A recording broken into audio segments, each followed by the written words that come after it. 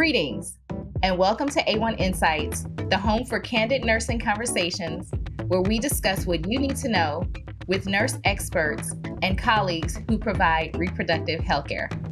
I'm Bria Anokise, Associate Director of Publications at A1, a Lamaze certified childbirth educator, and mom of three. My pronouns are she, her. Today, it is my privilege to welcome one of our amazing A1 members, who's also a co-host of this podcast, Shannon Francois, clinical nurse educator, labor and delivery nurse, wife, and mother of twin girls. We are both delighted to welcome our special guest for the podcast relaunch, Midwife and Dr. Jessica Brumley, pronouns she, her. She's been a midwife for 20 years and is currently the Division of Midwifery Director at the University of South Florida in Tampa. Today, we're highlighting the International Day for Maternal Health and Rights, April 11th, and discussing Dr. Brumley's passion for the kind of respectful care all birthing persons deserve. Now, Shannon, I'll turn the podcast over to you. Hi, good morning. Well, it's morning here. I'm Shannon, as Bria said, and I'm excited to talk to you, Dr. Brumley, about respectful maternity care. I attended one of your respectful maternity care training sessions through the FPQC Mother-Focused Care Initiative that we are currently doing at the hospital where I work. And I really was moved by that training session, and I was excited to bring that information to the providers and the staff at my hospital.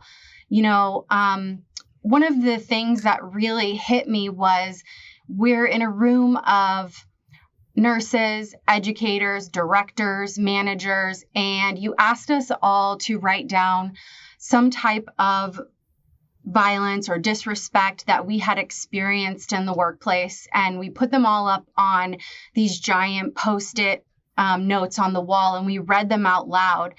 And for me, you know, and I think everybody else in the room, we listened to those things and we all kind of nodded our heads.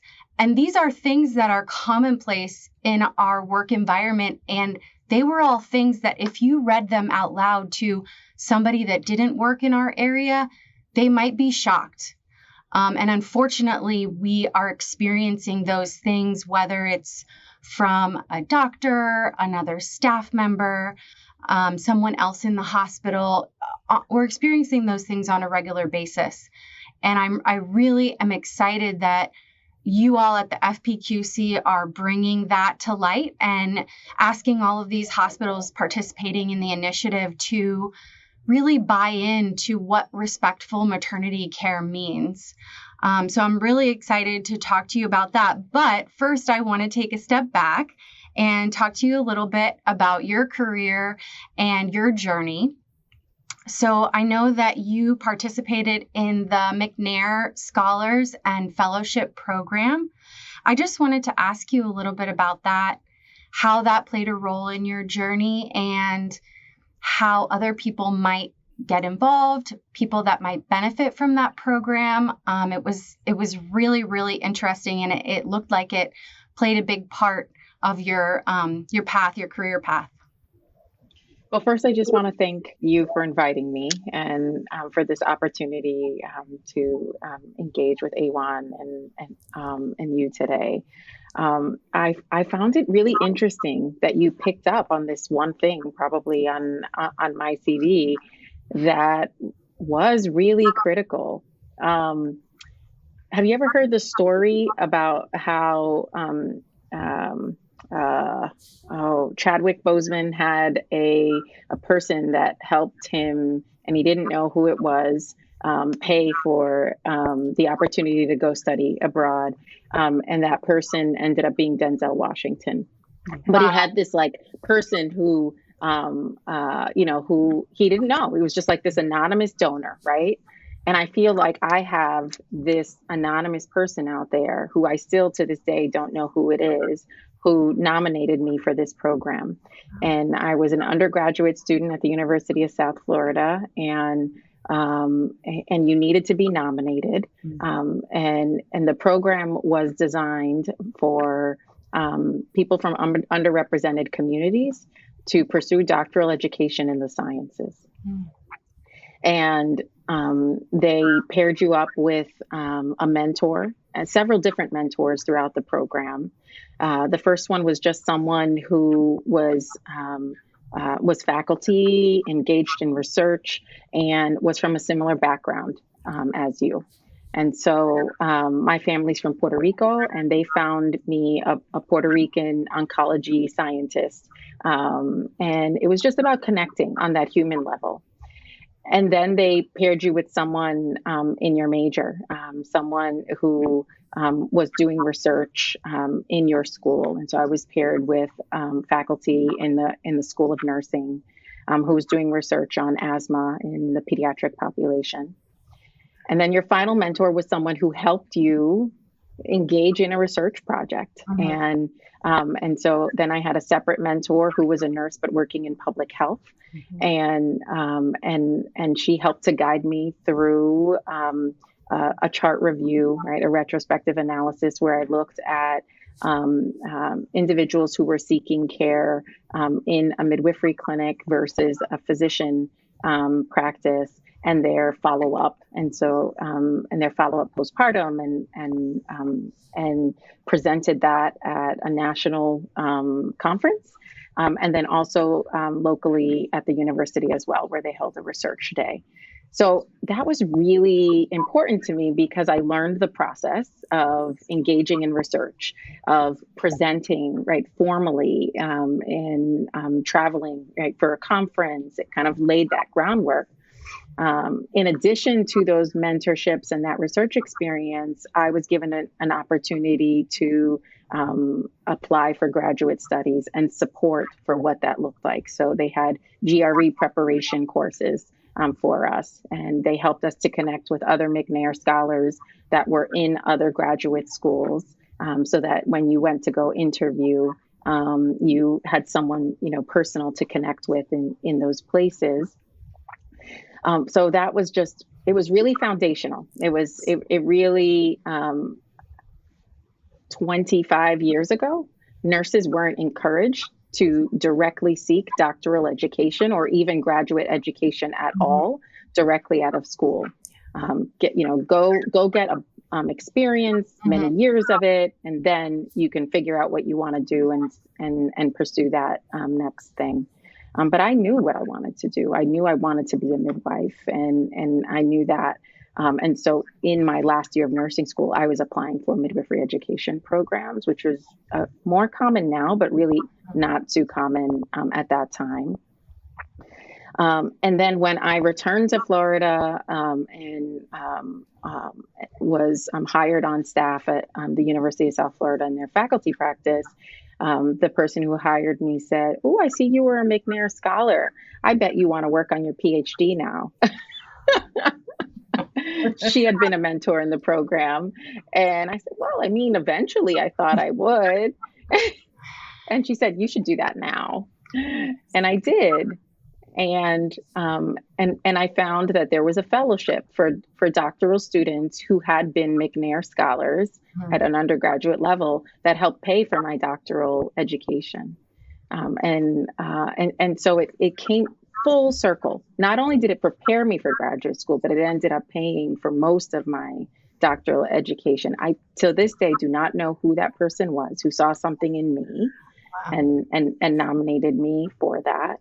But it was an amazing program. And I don't know if you know, but Ronald McNair was the first African-American astronaut, and he died in the Challenger explosion, which I remember seeing as a child. And so that's who this program was named after. And my understanding of the program is that it has looked different in different places in where it's been implemented, but the goals of it have always been the same. Yeah. It sounds like an amazing opportunity, an amazing program that they have set up that really kind of just guided you the whole way through. And you had some really great mentors and support systems throughout your journey. So you have to be nominated for this program. So really, that's how it was then. Right. And the truth is, I don't know how it is now or how other institutions have implemented it. Yeah. Okay. But if there's someone listening to this that maybe hears it and says, oh, that sounds like something that might help me or might be a career path that I'm interested in, they can just kind of research how that program is set up near them or at an institution near them. Okay. Yep. That's great. I love hearing about that because, as we all know, college is expensive. These, especially, once you get to the graduate level, everything is extremely costly. So there's a lot of people in this country that don't have the ability to pay for college, and these programs, especially for someone that wants to get into medicine, for someone like you that knows that you want to be a midwife and you want it to do research and further your education, I think it's an amazing opportunity for anyone that's really interested. So that's awesome. So after that, I'm not sure the timeline, but you are involved with the FPQC, the Florida Perinatal Quality Collaborative, which creates these amazing quality initiatives for maternal child health in the state of Florida. And you are the the lead for the Respectful Maternity Care section of this initiative, this mother-focused care initiative. How did you get involved with the FPQC in the beginning? I tell people half of leadership is just showing up. And so when the Florida Perinatal Quality Collaborative was beginning, they had their first meeting here in Tampa, and they're housed out of the College of Public Health here at the University of South Florida, where I'm employed. I showed up. It just seemed like an important meeting to be at.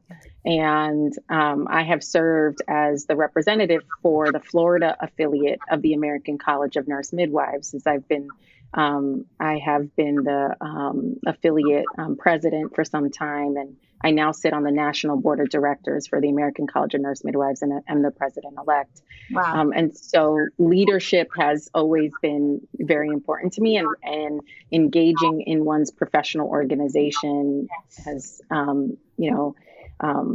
is critical, in my opinion. And so it was through that work that I was able to get involved in the Florida Perinatal Quality Collaborative.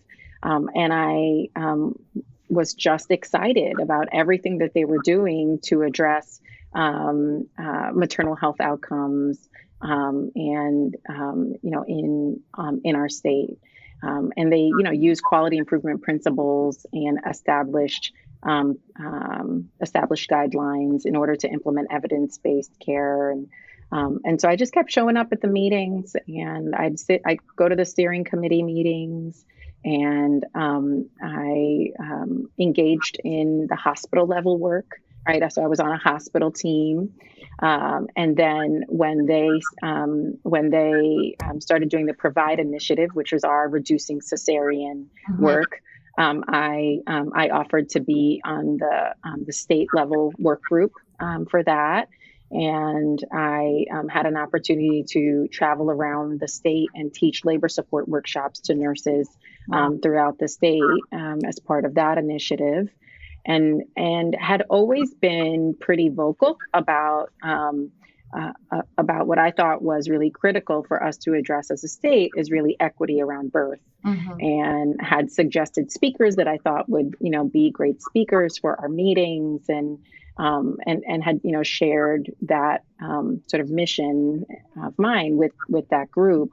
And so as, as they kind of come together and think about what are next steps and what are next initiatives, I think I'd been planting these seeds of something that, I thought was really critical, and thankfully the birth community has been recognizing this, and other states have been doing birth equity work as well. And so when the FPQC decided that they would do this work, they asked if I would help to be one of the co-chairs of the group.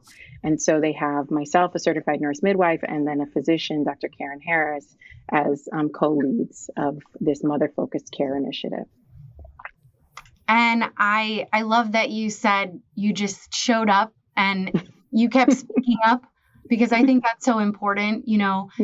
Sometimes people refer to us as the pot stirrers, or the loud ones that won't sit down and be quiet. But I think in our field we have to keep doing that if we want to make change. We have to keep speaking up and saying, no, this is not right. No, we need to make change. And I love organizations like the FPQC, where they'll listen to you and say, you're right, and let's make you the head of it. So I think as far as like professional development is concerned, for anyone that's really passionate about their field, I think that's important. Just keep showing up and speaking up and saying, I see an issue and we need to make changes until somebody listens.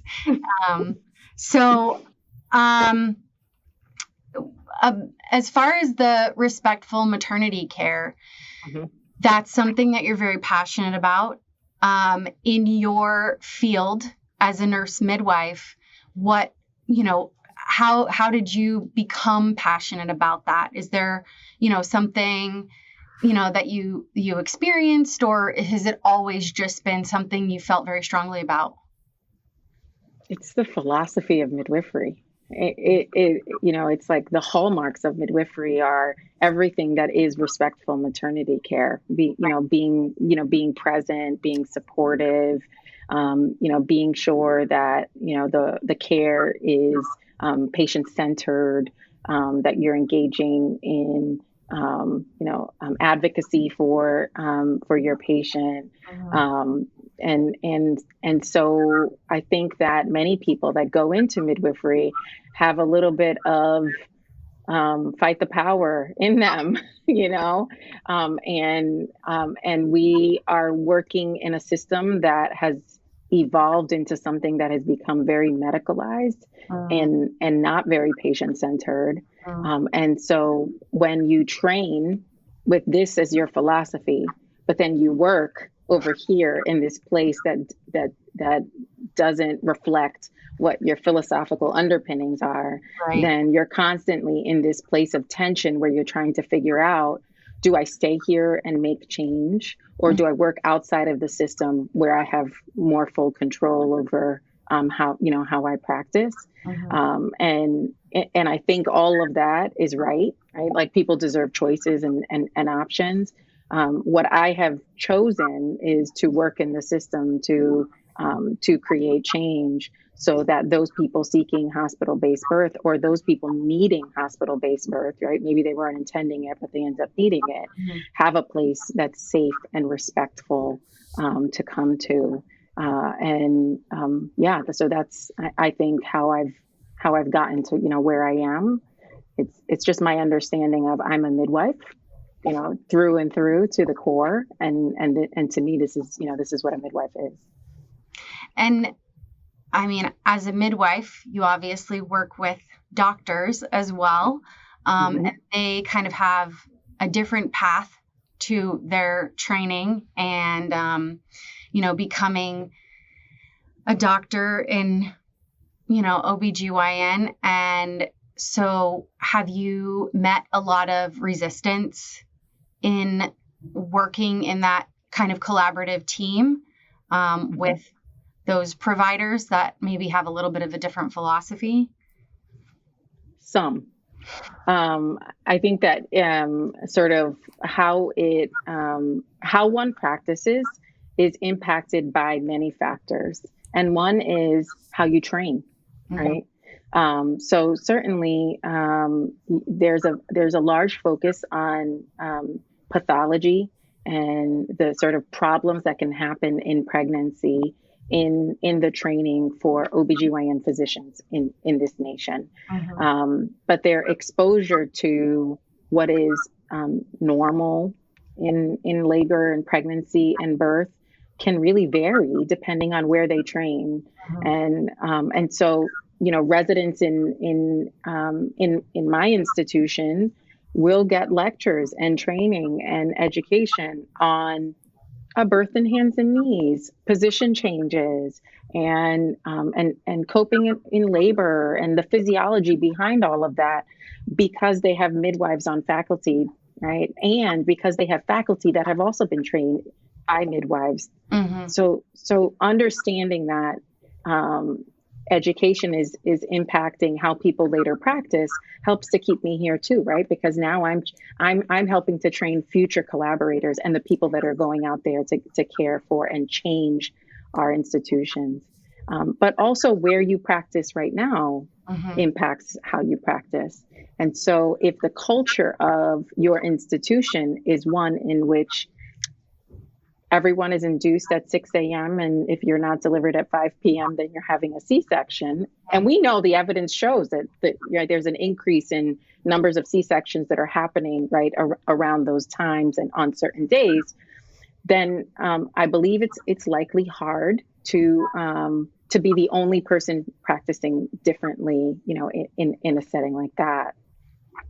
And one of the things that has helped me in practicing in the hospital is in creating culture change by working the process, right? By implementing that quality improvement process and doing those like plan, do, study, act cycles, and creating an interdisciplinary team where you review the evidence together and you work on a protocol that everyone can come to agreement on, and everyone is trained in the protocol, and then you do chart reviews to make sure the protocol is being implemented, right? Like all those steps that we talk about when we're doing the FPQC work, that has helped us to be able to, at our institution, shift culture over the 20 years that I've been there of doing things like routine skin to skin and more physiologic timing of cord clamping and hydrotherapy, intermittent auscultation for low risk laboring women.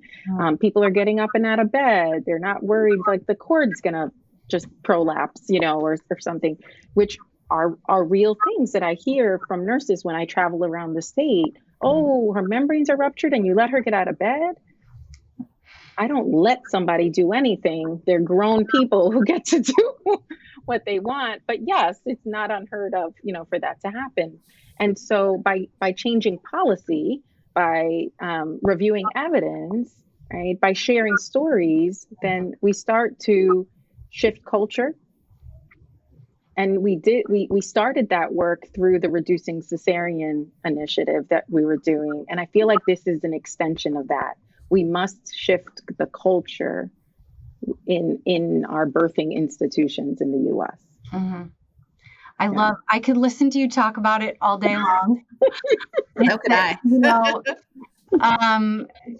Hearing you speak, going to the FPQC meetings, this is something that has been an opportunity provided to me by the role that I have at my job. But I never had these opportunities before as a bedside nurse, or maybe I didn't seek them out as much, but it's very empowering. It's very motivational. And, I have to keep doing the things like this in order to keep that motivation alive. Because you bring it back to your facility, your entity, and you meet obstacles and challenges, and it can be frustrating, and not everybody wants to get on board. But, I keep going back and listening to people like you and others at the FPQC just talk about how important it is and different ways to address it. And you guys are so creative and you have so many awesome resources. I really anyone that loves their field and is interested in professional development, I mean, these are the things that really ignite that fire. So I really recommend all of these types of opportunities to my colleagues and my staff, because it's the way that people get excited again about. We have a real issue with burnout, right? Yeah. In our profession. Yes. And, we conducted some workforce analysis for midwives in the US. And when I see the rate at which people are leaving the profession, right, it scares me. Yes. It scares me because you won't have people who have 20 years of experience because they're never going to get there. And when people ask what has sustained you in your profession, for sure, it has been being involved in my professional organization. Mm-hmm. I am surrounding myself with people who are innovative, who are active, who are engaged in doing the work, and that helps to feed my purpose and my mission. And we spoke about this earlier before we started. If you don't love what you do, then why are you doing it? Exactly. And so if you've gotten to this place where you don't feel like you are loving what you're doing, you can leave, or you can try and find that purpose again. Mm-hmm. Yeah. I love that. I have witnessed the burnout, and you have to we have had to get really creative about engagement. What can we do to re-engage our staff? And so, and I like these quality initiatives and getting people to be nurse champions, have one of your peers be the champion for the initiative. Go tell a friend, go talk to your colleagues about, why we're doing this and why it's so important to the women that we're caring for, because that's really what we got in this, to begin with. So, I wanted to lastly ask you, have you, in your own practice or, in working with the FPQC and doing the respectful maternity care trainings, have you seen or witnessed any significant changes, or people that came back to you and said, we implemented this and this is what happened and it was amazing and we can't believe the change it's made? It's still early, right? We're still pretty early. Mm-hmm. But people like you, right? People saying, wow, that really impacted me. And now I am motivated to make this change in the institution. We are at that place, and we are hearing a lot of that, right? Every single one of those trainings that we held, I think we trained 120, people throughout the state of Florida in how to implement these respect workshops. Left those sessions saying, I will do something differently. Yeah. And at the end of those workshops, we asked them, in the next, 30 days, what can you do differently, or what do you commit to? And for some of them, it was scheduling trainings for all of their teams. Mm-hmm. And for others, it was how I'm going to call things out a little differently when I witness actions that are disrespectful in my workplace, how I'm going to hold people accountable. And that's part of shifting the culture that we talk about, in those workshops. Things like having a zero tolerance for disrespect, policy, in our workplaces, or just giving people feedback on what went well and maybe what didn't go so well, in order to help to shift change. So that immediate feedback has been received very clearly, for sure. And I think one thing that you all talked about is standing up for each other in your workplace. And if someone sees something and says something and then gets resistance, you stand behind your colleague and say, no, she's right, and what she said is right. And this isn't something that we should tolerate, and kind of the unity on the unit in regards to, respectful maternity care and zero tolerance. I think that for me, that was huge because I have witnessed, burnout that can lead to kind of every man for himself and survival of the fittest and kind of mentality. And I think if we go back to that unity of standing up for each other and really fighting for each other when we see something that's not right, I think that's very powerful. And I really loved that you guys touched on that as well at the training. So the workshop that we used is one that was created by the International Confederation of Midwives, and it's available for free on their website, and it's called the Respect Workshop. And they recognized quite some years ago that there was an issue with respectful maternity care internationally, right? Like this is an issue all over the world, and so they created this workshop that's very interactive. And you've mentioned some of the